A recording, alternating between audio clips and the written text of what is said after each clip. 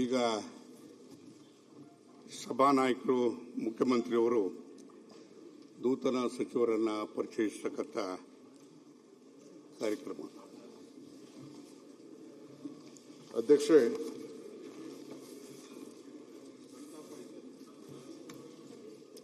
ಅಲ್ಲ ನೀವು ಆಮೇಲೆ ಮಾಡಿ ಅಂದ್ರೆ ಆಮೇಲೆ ಮಾಡ್ತೀವಿ.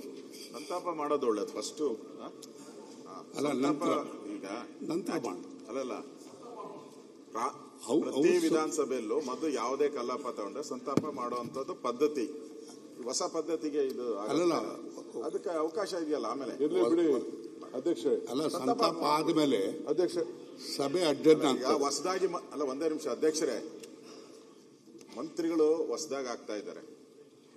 ಸಂತಾಪದಲ್ಲಿ ಮಂತ್ರಿಗಳು ಹೊಸ ಪರಿಚಯ ಸರಿ ಇರಲ್ಲ, ಅದು ಬೇರೆ. ಅದು ಅವ್ರಿಗೆ ಹಬ್ಬ. ಅದು ಇಲ್ಲಿ ಸಂತಾಪ ಒಂದ್ ಕಡೆ ನೀವು ಮಾಡಿ ಅವ್ರನ್ನ ಪರಿಚಯ ಇದು ಸರಿ ಇರಲ್ಲ ನೋಡಿ ಸರ್. ಅಲ್ಲ ಸಂತಾಪ ಸೋಮವಾರ ಮಾಡಿ ಬೇಕಾದ್ರೆ ಸೂಚನೆ ಇದಾದ್ಮೇಲೆ ಮಾಡಿ. ಸಂತಾಪ ಫಸ್ಟ್ ತಗೊಳ್ಳಿ ದಯವಿಟ್ಟು. ವಿರೋಧ ಪಕ್ಷ ನಾಯಕರಿಗೆ ಸಂತಾಪ ಸೂಚನೆ ಮಂಡನೆ ಮಾಡಿದ್ರೆ ತದನಂತರ ಆತ್ಮಕ್ಕೆ ಶಾಂತಿಯನ್ನು ಕೋರಿ ಅರ್ಜೆಂಟ್ ಏನಿಲ್ಲಲ್ಲ, ನಾಳೆ ಮಾಡಿ ಏನಂತೆ. ಈ ಸಂತಾಪ ಅವೆರಡು ಮಿಕ್ಸ್ ಮಾಡಬೇಡಿ. ಈ ಸಂತಾಪ ಇವೆರಡು ಯಾಕೆ ಮಿಕ್ಸ್ ಮಾಡ್ತೀರಾ? ಮುಖ್ಯಮಂತ್ರಿ ಹೊಸ ಮುಖ್ಯಮಂತ್ರಿ ಆಗಿದ್ದಾರೆ. ಬಿಡಿ ಆಯ್ತು. ಹೊಸ ಮುಖ್ಯಮಂತ್ರಿ ಆಗಿದ್ದಾರೆ. ಹೊಸ ಮುಖ್ಯಮಂತ್ರಿ ಅರ್ಥ ಇದೆಯಾ ಅಧ್ಯಕ್ಷೆ? ನೀವೆಲ್ಲ ಹೋಗ್ಬಿಟ್ಟು ಸಂತಾಪದಲ್ಲಿ ನೀವು ಹೊಸದಾಗಿ ಕಳೆ ಘೋಷಣೆ ಮಾಡೋ ಸಂತಾಪ ನಂತರ ಬರೋದು. ಈಗ ಮುಖ್ಯಮಂತ್ರಿಗಳು ಪರಿಚಯ ಮಾಡ್ತಾರೆ. ಅಧ್ಯಕ್ಷೆ ಹೌಸ್ ಇನ್ ಫುಲ್ ಫಾರಂ. ಅಲ್ಲಲ್ಲ, we will respect their sentiments. ಆಯ್ತು ಬಿಡಿ ರಾಯರೆಡ್ಡಿ ಅವರೇ, ಆಯ್ತು. ವಿರೋಧ ಪಕ್ಷದ ನಾಯಕರು ಹೇಳದ್ನ ನಾವು ಕೇಳೋಣ, ನಾಳೆನೇ ಮಾಡೋಣ, ನೋ ಪ್ರಾಬ್ಲಮ್.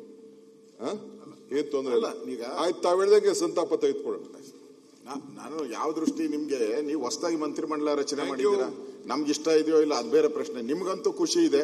ಸಂತಾಪ ಖುಷಿನ ಯಾಕೆ ಮಿಕ್ಸ್ ಮಾಡ್ತೀರಾ? ಬೇಡ, ಅದಕ್ಕೆ ಇದು ಹೊಸ ಪರಂಪರೆ ಬೇಡ ಅಂತ ಅಷ್ಟೇ.